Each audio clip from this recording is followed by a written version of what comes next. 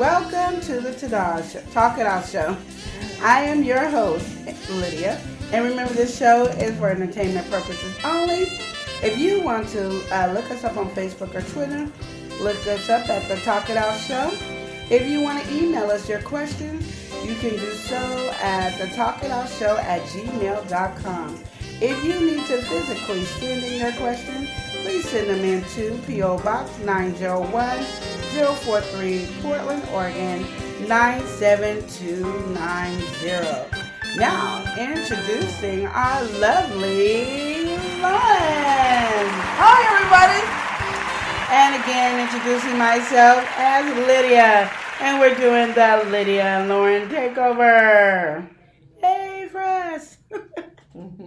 Okay, so today's question, again, sometimes people just send us questions that they see on Facebook, Instagram, Twitter, and stuff like that. And this is one of these questions that we are going to answer to you.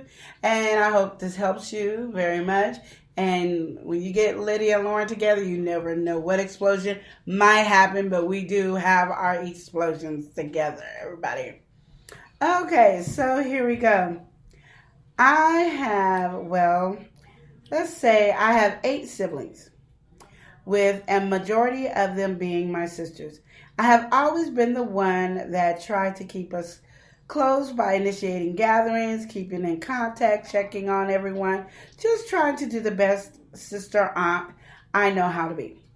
We were all in the system when we were younger, but always stayed in contact. We reunited back with our mom in our early teens. Fast forward, we're all now between the ages of 30 and 45, with me being closer to the youngest. Everyone is married with children except myself. Everyone has had their issues with each other, myself included. And I would try to do the mediator to get everyone on solid ground. They're not great with communicating and just will stop speaking to each other if there's an issue. Lately, it seems like none of us can get along, even down to our mother. After years of going back and forth with each other, we all came to the conclusion that our mother would cause a lot of this drama. We all would confide in her, and she would share a lot of things we wanted to remain between ourselves and her. I love my siblings and family so much, but this whole thing with my family is causing me to fall into a deep depression. I have nieces and nephews that I would love to be around and spend holidays with. It seems like my siblings can't let go of the past for the sake of their children knowing their cousins. It truly breaks my heart. These days I call, text, and stop by, but at this point it seems as if no one wants to be bothered. They don't answer, respond, or even open the door. So my question to you, should I just leave my siblings alone and just move on with my life? As much as I want them in my life, it really takes a toll on my mental, emotional health. Thank you so much for your insight. Go ahead, Lauren. Family drama is something that everybody, in some way, some fashion, some form, is there. It's just going to be there. Yeah. It's just going to be there. Family drama is family drama. You're going to always have it. I don't know what else to say except for don't let it bother you. Don't let it get to you. I mean, do the best that you know how to try to get along. If they don't accept what you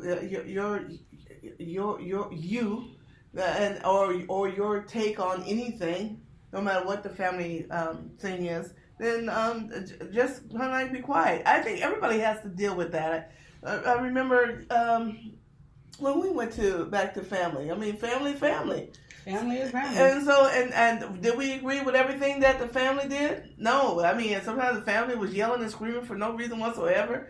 This is mine. Dad, don't touch this. This. You guys they're opinionated and all that kind of stuff. And all we did was go, oh, Because we know at the end of the day, we're going to go to our own little space. So it didn't make any difference. I mean, don't take it so personal.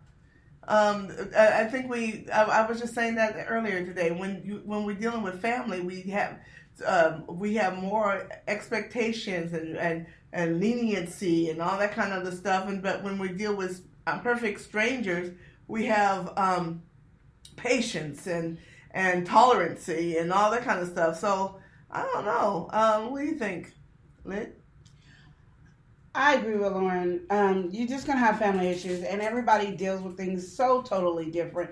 So you have people that are not talking, and that's the way they deal with it. You let them wear that down. Let them hold on to it. If that's the way they calm down, so they're not having a mental breakthrough like you do, it's the same thing. You want to do the same exact thing too. You don't want the mental breakdown, so you're thinking about letting the family go, and it's not that serious. It's just that if they don't feel like talking, don't force them to talk. And I'm saying it as a person that makes people talk. Like, if I need to talk, then we're going to talk. If not, if we don't talk on my terms, then we ain't talking at all. And I know it's crazy and wrong, but that's just how my body is and stuff like that too. But at the same time, if you're not talking to me, guess what? I'm not talking to you. So now you're going to have to make the effort to come and talk to me. Now you're going to have to make the effort to make a way for me. And so, because I'm not going to do it anymore, I'm not going to push it. So I'm not saying you let go, but back up. If you need a break from them, you take a break because it's bothering you mentally. You not being around your nieces and nephews for a little bit of time is not going to stop anything. They're still going to know who you are. They're still going to love you. They're still going to have that relationship with you. You're still going to have that bond. You don't have to worry about it. They know who's stopping who. I mean, they're not dumb. Let's say just a newborn baby, got goo. Well, don't worry about it anyway. When they get older, you guys are going to have plenty of time to have a relationship. And pretty soon your nieces and nephews will be old enough to be able to come see you on their own. Even when mom is acting crazy and childish. You got to understand that because you guys were in a system and all that other stuff, and you guys probably weren't together, and you weren't raised to understand that let's talk it out, let's do this, let's do that. And as your mother is a key indicator of keeping you guys battling, you guys now need to know, stop talking to mom. I'm going to talk to mom about generic stuff that I don't care that she relates to anybody else. I'm not talking to mom about personal stuff. And it's really hard because you feel like, oh, that's mom, I should be able to. But mom has showed that she hasn't, and it's tearing you guys apart. But when you guys are able to talk again, you guys can have these discussions. But right now, no, don't pressure it. Do what you need to do and take care of what you need to do and call it a day. But harping over what you can't control. You did everything you can. You knocked on the door. You made a phone call. You tried everywhere. SOS signals, smoke signals everywhere. And they have not acknowledged or answered the phone. Then that's fine. You did your job. Now go about your business. Live your life. And when they want to come around, best believe they'll come around. But as long as you keep harping on it and they know this bothers you, they're going to keep doing it. Oh, this bothers her. Yeah, it really does. It don't bother each other because they're all doing it to each other. The only one that bothers is you. So, yeah, step back. I'm not saying leave the family alone by far. Just step back. I agree. You agree? See? Sometimes we get agreements from Lauren. Okay, so I am trying to... Let's go see if we can find another one. Give me just a second. Because I didn't think we were going to get done with that one that fast. Okay. Here we go. I normally don't share my business, but I believe you could give me great advice. Okay, we're going to keep the person anonymous because that's what they're asking. I am a 32-year-old female. And earlier this year, I was diagnosed with PCOS. For many years, I had irregular periods. I was really happy that my new physician was able to test my blood work and was able to figure out what was going on. She prescribed me hormonal, I don't have my glasses on, hormonal medicine to help regulate my periods, and so far it has worked. During the time that I wasn't medicated, I noticed while having sex it was uncomfortable and I would jump a little during penetration. My physician said that I had some vaginal dryness due to low estrogen, but the medication will be able to help me with that. This was back in late February, so now I'm trying new things, and I purchased a rabbit vibrator, and after trying it, I had some of the same uncomfortable feeling from penetrating the toy.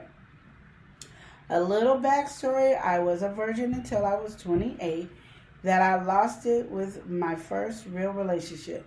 We are no longer together. I only been with him and have no interest in dating unless it leads to commitment.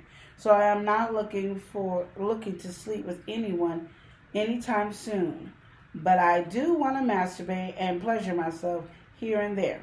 My question is it normal to still have the discomfort after being medicated? Should I have more sex or should I consult my physician about the dryness? I feel like I am still young and healthy, so I should be moist down there. Sometimes when I am really horny, I get really moist, but penetration was still a little uncomfortable.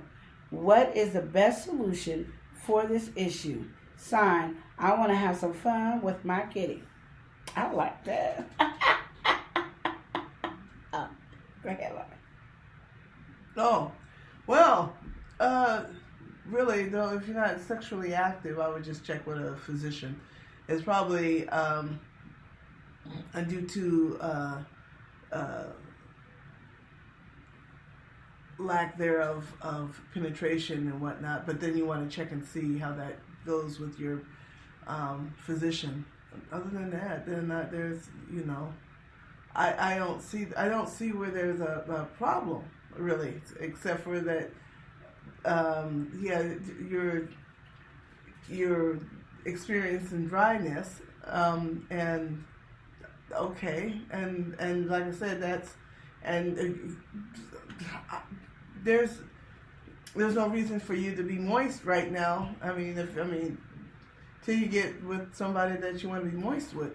That's the only thing I can say. Or if you think it's really dry because you're using tools and it's painful because of the tools that you're using at the same time, then you can check and see what, like I said before, and check with your physician. Maybe it's something else, and body imbalance and whatnot. That's all I can think of. I know it's not my favorite subject, so okay. All right. Okay. I just didn't know what we're going. Once she said that time she's been moist and flowing and still gave her a little pain. Yeah, then like I said, check with your physician because you could have some scarring, like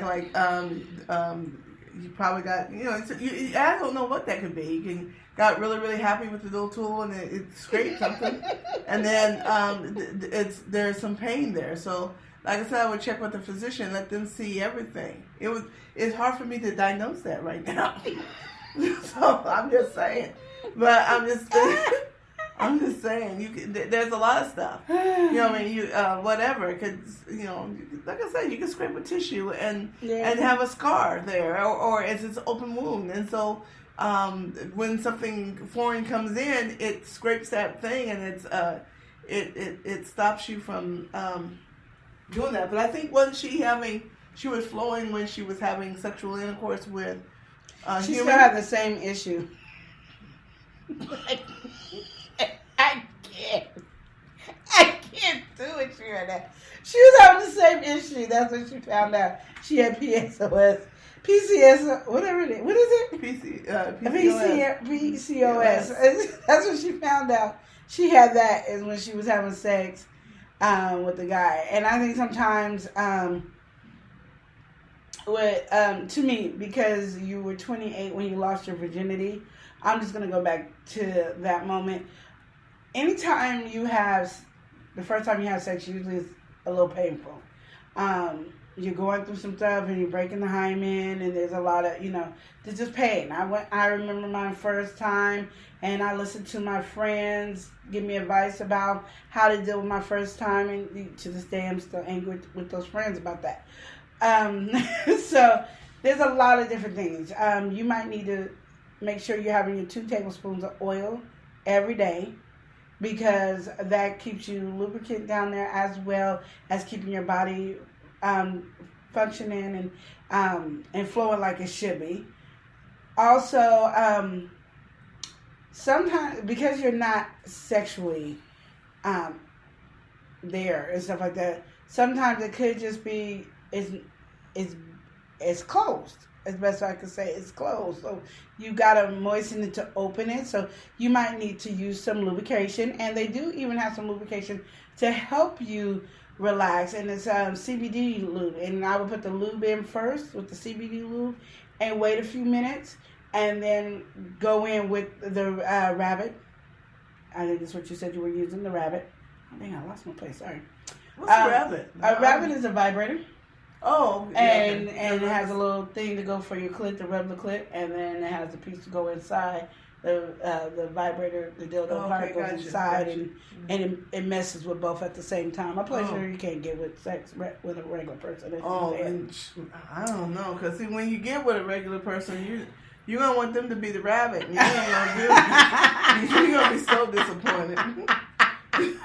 Well, okay. Anyways, we will get on that. And if there are so many different things that you can do. And like your doctor, unless you got a new doctor, didn't really give you any help the first time. So I would probably want to talk to a OBGYN doctor or somebody, who will take the time to give you knowledge. Because the only thing she said is your medication should help with that. And apparently your medication hasn't helped with that. So I would try to make sure it doesn't seem like you're really having a hard time flowing. But what people fail to understand is even if you flow like an ocean or whatever, you should still use lube sometimes, because it also makes sure to help you get the right satisfaction in bed. So you want to make sure you have that as well. So even though you can be an ocean down there, using lube can actually help do that. And probably start off with, instead of starting off with the rabbit, maybe start off with a G-spot. Not the G-spot. The A-spot, similar. I think they call it the A or the O spot. Similar vibrator. And it's really, really thin. And it has like a little tip here with little ridges that go across like this. And it is a tip. So it's like really skin. So if you think of like that, my straw here, and then have a little curve like that, and it has a little ridges, and it hits the use a straw again now. No, I'm not saying. I'm just saying it's thin like that, so it's not really. It's not as thin as a straw, but it's a little bit thicker. But it's really not something you're gonna go, ooh, this is my pleasure world. But it'll give you that pleasure world. If that can get back there, and you ease that in and have a nice, good, fat, giant orgasm, then you can go ahead and see if the rabbit a go. Don't listen to Miss Prune. They got spider webs. I'm saying you have it in there, and it could, do what it needs to do. And once you get that major orgasm, and once you get that orgasm, then try your rabbit. And then if you have pain, then I would then say, yeah, still go see your doctor. But I wouldn't see the same doctor that gave you that advice, though, because it should have, if the medicine was going to do something, it should have, and she should have asked you afterward, did the medicine help you? Have you been having sex or, playing with yourself? Because that's a conversation that they should keep up with you to make it more comfortable. But I realize that doctors are not paying attention. They're not reading your charts. They're not understanding those things. So sometimes you have to make an advance to go there. But if you want to, that's what I would do. I would go online right now and get you a or O spot vibrator and do it that first, because it's thin and it's not thick, and if it goes back there without you jumping, and you can get that big fat orgasm that will flush open the gates for the rabbit. Anyway, next. I don't know. The reason I'm saying that is you just gave her some more toys to play with, and then yes, because she wants to know how to help that. But I feel that you should just check with, like I agree with going to another physician. I think you just need to go and check and see if there's something wrong. Because I'm saying, even if she got the little thin straw. I'm saying because I had that. I didn't have PCOS, but I had that issue where it was hard when me and my husband were having sex, that it hurt. And it just happened. It wasn't like something that was always there. It just happened. But that one orgasm just seems to flush it out really good for me. Okay then. You just need that one orgasm. Because everybody doesn't know about the other orgasm, apparently not even one. But there's a G-spot orgasm, there's your clit orgasm, and there is the one that's the U orgasm right up between your clit and your hole. There's the uterus one called the U. And that one gives you orgasm. So we have plenty of places that give us orgasm. But that one, the A spot, or what they sometimes call the O, is the one that really, you squirt everything. Everything flies out on that one. And that opens and loosens up that area. And that's why I'm saying it, because sometimes, a toy or a bullet and all those things only go so far. So it's like a bullet. Yeah, it's another vibrator type toy. So it's like your vagina starts right here, and then you penetrate it, but then, we're not going as far back, and we're not going far back, so when you go all the way to the back, it hurts because that part's still all the way closed. It hasn't had that opening. So people don't realize that your vagina could go close back to being like it was when it's a virgin, and you only had sex with one person, and now you're playing with a toy, so your body could have went back into getting ready to close back up, and it only knows to stop at this location. So if you can get that one that's really thin, you got it. But I'm not disagreeing by far. Like I said, always, if you're not getting help from your one doctor, always go to another doctor that's going to help you in these areas. And I know it's one of the most uncomfortable conversations that we can see how Lauren is. It's one of the most uncomfortable conversations of sex, and it shouldn't really be uncomfortable. We should be able to be open and honest with our conversations about sex, because that's where you get your release for so much different things. It's a healing. It can help release headaches, release tension in your body. It does so much that people don't understand that sex does. So if you're not getting good sex, sometimes you don't understand. And if it hurts, you're not going to enjoy sex, and you're not going to want to have sex because of the pain and the hurt and stuff like that. So that's the only reason I'm very adamant about you having that one good orgasm, to see if that flushes it out. Because then if that doesn't flush it out, then you know what to tell your doctor. You're more able to open up and say, okay, so I did this, I found my A spot, and I had this big old orgasm, and it should have helped open and release and do everything, because your vagina does so many different. Am I interrupting you in your coffee? You are. This is my But it does so many different things. So you can then give a clear conversation with your doctor, and then your doctor can give you the best advice, or give you to somebody who can have those different ways to help that they didn't think about it. And that's what you want to be able. You want to be able to vocally be able to explain to your doctor every issue you have. So you should already be writing down, okay, so when I did it with this rabbit, this is when it started bothering me. It felt good all the way until I got to a certain spot over here. So they could know where to look for it and test you and check you out at the same time, because we can't just assume our doctor's going to know right off the back of when we say something. So you really need to be able to explain everything, especially if you want to have a great sex life with yourself or with a partner. You want to be able to have a great sex life. And that's how I say it, even though you like to cut it off really short. Lauren is not really good with sex conversations, you guys, so when it's just me and her, we have to be careful. Right, Lauren?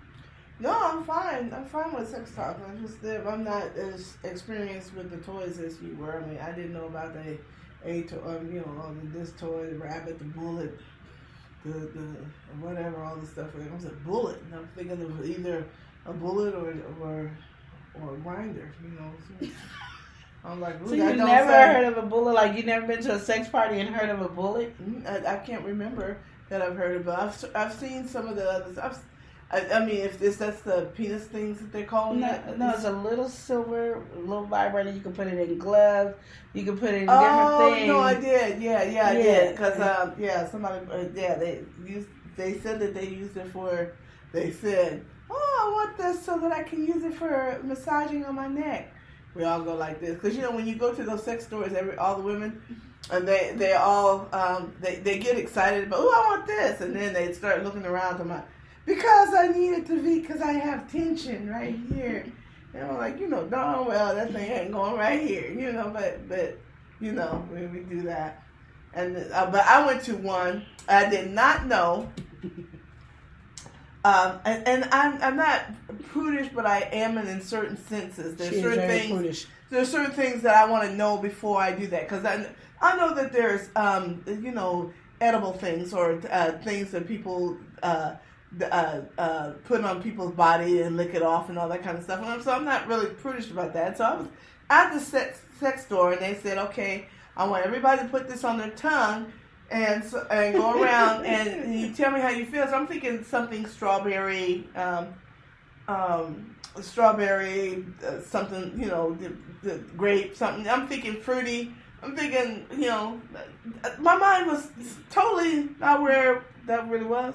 So I stuck my tongue out and put the little stuff on there, and it got numb. I go, oh, it's numb. It's very, it's tingly, it's numb, like you touched the battery or something. And everybody's going, yeah, it's numb and stuff like that. What does that sensation, what does that do? And the host said, and I wanted to beat her down. I don't even know what it is, but it's hilarious. And I'm like it's kind of something, I'm into it. She said, that's anal ease. Man,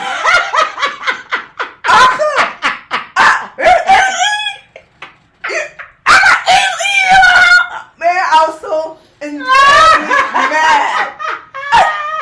That's something you need to tell everybody before you put something on there, squirting this stuff on there and talking about that's anal ease. Who the hell wants anal ease? I was livid. I said, that's something you need to tell somebody. Cause ain't nobody gonna put no anal ease on there. And I know, but why do I want something that goes into somebody's behind in my mouth? It's like saying this is hemorrhoid stuff. I understand that hemorrhoid thing is going, but I don't want that whatever's going in somebody's behind on my tongue. Oh, I was irritated. Oh, and that was that lady almost got hurt. And that's not being prudent. How many out there wants to be anal ease on your tongue? How many out there want anal ease on their tongue? Okay, so somebody else, she was just asking what the topic was. The lady has PCOS, and she is having issues.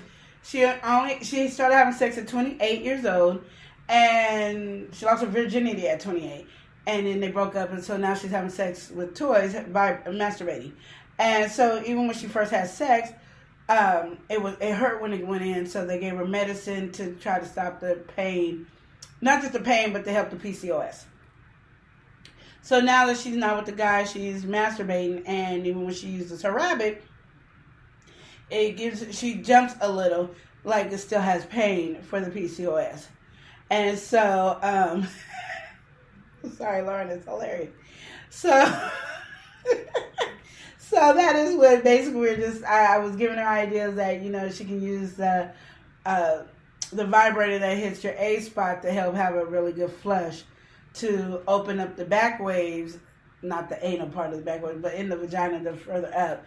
So maybe that's what it is that it's kind of closing back into being a virgin, because the medicine apparently is not helping. So, and then we said if that doesn't help, then go to the doctors. Lauren said she should go to the doctors before, but the doctor didn't really give her, they just said the medicine. So I said, try this, and if that doesn't work, really start marking down every time you feel this pain, where, like, when does it happen, like right when you first when it goes in, or when it goes a little bit further back, where's the pain, so she can talk to another doctor that can really help her with with her situation, and Lauren told us this beautiful story that had me cracking up.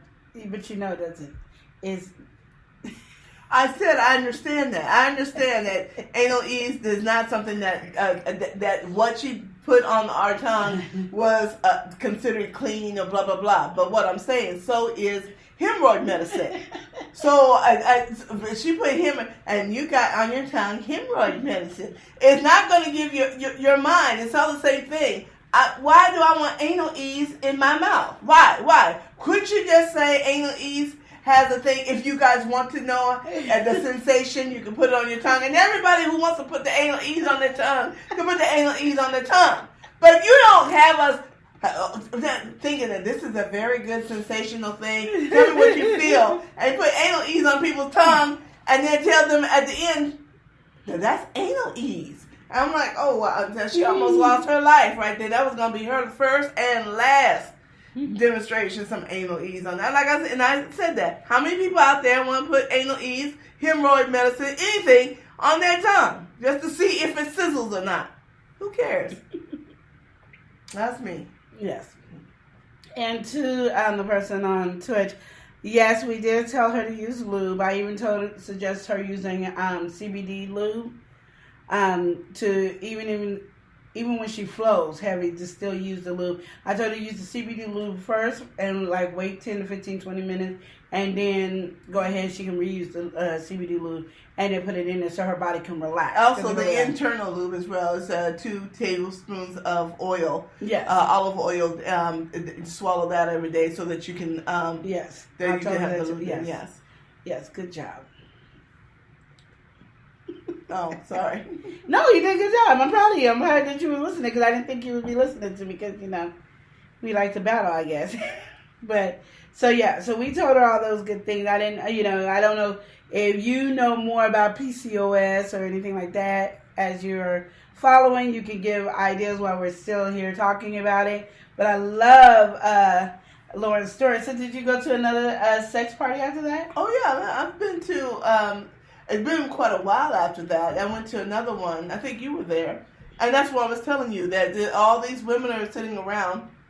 And although they're open for a lot of stuff, they're also closed. Because when you go into the room with the host, and then you purchase your toy of your choice. But everybody was funny because, like I said, I remember the bullet now because somebody was saying, oh, yes, I'm going to use this as a massager around it. And I'm like, darn well, that ain't going up on your neck. But, and I'm like, let's don't front. We're at a sex toy thing. We're getting something so that we could either pleasure ourselves or be a toy to enhance our love life with our husbands or significant others. But you're coming in there talking about, I'm going to use this as a little... I'm going to use this as my, just to help me get the tension right here. It'll help you with the tension right there, but it ain't going there. Right. So that's all. But it's funny with the people with the toys. I think it's better, I guess, if you go and, because there is, to have a sex toy party at the home, in the comfort of your own home, they like to go out to even though the people out there may have more knowledge, sometimes the people that's doing the host, like she would be really good to be a host, and because she would know what everything and tell people what this would do and blah blah blah. But to enhance and to get pleasure or something like that, that would be something in the compound of your own home, in the privacy of your own home and stuff like that. Except for, I don't know if it's privacy of your own home because. When you walk by somebody's room and you hear, you automatically know. You automatically know. Oh, this is hilarious. I'm just saying. That is true. You do automatically know. They need to put something like a silencer or something. Because that, you got to really wait. Like a little kid. Mom? Well, it's so funny because I was talking to some people and they were saying, because I was, getting information and they were saying, you know what, you should do the bedroom candy products. And they were telling me to do. And I was like, yeah, I can do that. Because with the bedroom candy products, hers goes with music. Oh. So when you put it, you hook it up to your phone, and the vibrator goes to the beat of the music. So if your music is playing, you won't hear it. Oh yeah, and then because you won't hear the because it be to the music, so you just hear the music. You know, like your favorite song, "Ride It." I didn't know what that meant, and they've been on me every time because I didn't really know. She was like, "That is my jam." I love the beat. I mean, the music was there, and the way they were singing. And I wasn't really listening to the lyrics, and so my grandkids are talking about what that song. I love that song, right? Because I'm one of the ones that don't know the lyrics and just be putting my own words to it. My pony. I'm thinking it's a western. My pony. I'm just going at it. And they talking about, ooh, grandma, you like that song? So I love it. And I didn't know. I didn't know what they were. I didn't know what the pony was. I didn't know what not. True, Lord have mercy. So now, but I still like the beat of the song. I mean, it was just it has that. Whatever. So now when you go through somebody's home and they got that music, you know what they're doing. No, because you can't hear it. And the person over here said they do have quiet ones. They have cool. The Tracy dog is silent. Oh, okay. It may not be, but it is. What? She said the Tracy dog is silent. You might not be. Oh, okay. I hear you. And if y'all don't know about the Tracy dog, I've heard so many. I read up on the Tracy dog, and it is hilarious. Like the stories these people are talking about is hilarious. What? Like they threw the thing across the room. They threw the toy across the room. They had they get orgasm within seconds. Like it'd be 10, 20 seconds. They done had orgasms. They said they have been to heaven and back. Wow. There's so many different stories. And it's so funny because it's not expensive. It's on Amazon. Amazon did not tell us to do this or anything. It's not a plug for them, but it is a plug at the same time. But yeah, Amazon has the Tracy dog, and just the stories of that toy is amazing. Well, that's be something that's quite amazing. But like the person on here says, the toy is quiet, but you will not be. Okay, I hear you. That's good. But it's okay because you will have enjoyed yourself. But then my thing is, okay, like on this, and with the writer on that. Now, isn't because these toys are designed for satisfaction? Can a male come after that? I mean, would you prefer a human than the toy? Or would you start preferring the toy over the human? I say it could go either way, honestly. It depends on if the man is putting it down. If the man is putting it down and hitting spots and really working to please the woman, she don't even really want the toy. The toy could be an added plus if you want to, or you don't need the toy. But the reason why there's a toy available is because a lot of women are not being satisfied. Excuse me. As you so many cases that I've seen that are in my emails and on all these different blogs I've been watching and listening and reading and stuff like that. There's so many women that are with men, married and everything, are not being satisfied, and the men are not getting it, that they're not being satisfied. The women are expressing themselves, they're talking about it, and the man goes, baby, okay, I'm going to do better, and they don't. And so then you get these toys, and something like the Tracy dog, I don't like the name of it, but I heard it does wonders. And even as a woman that is married and happy sexually, I want to experience the Tracy dog just to see what it's like. But I'm just saying, as there is, it can enhance a relationship because you can bring a toy in, and it could be both. They even have toys where the bullet is in there, so it's satisfying the man and the woman at the same time. So you put the thing around the man's penis, and when he strokes you in, it's rubbing your clitoris as he's entering you, so you get these satisfaction. So there's a lot of things that can enhance that you don't just have to have the normal old regular sex. But what I'm asking, so like does it put a lot of responsibility or put a lot of pressure on the man to try to please the woman because she's had those toys And he's just only human. He's that, what's that, Long John? And he might not be able to. You don't have to be Long John. You can be short midget. But what the thing about it is where are you trying? I've always said this. You guys hear me say this all the time. When a man loves a woman's vagina, he's going to please it. Now, can it take away from a man? No, there's an intimacy where that man, like the person on here said, there's an intimacy where that man is holding you, caressing you, getting that heat-to-heat body, that connection. I love you, you love me. And it's amazing to see. You get this enjoyment that you never thought you can have before. But at the same time, the only thing a man has to really worry about is he trying to pleasure the woman. If you're just trying to get in there to get yours and you don't care if that woman gets hers, then yes, be afraid to be away from the toy is going to win the battle. Because the toy doesn't have to do anything. And like with the Tracy dog, it only takes a matter of seconds. You know what I mean? Well, that's...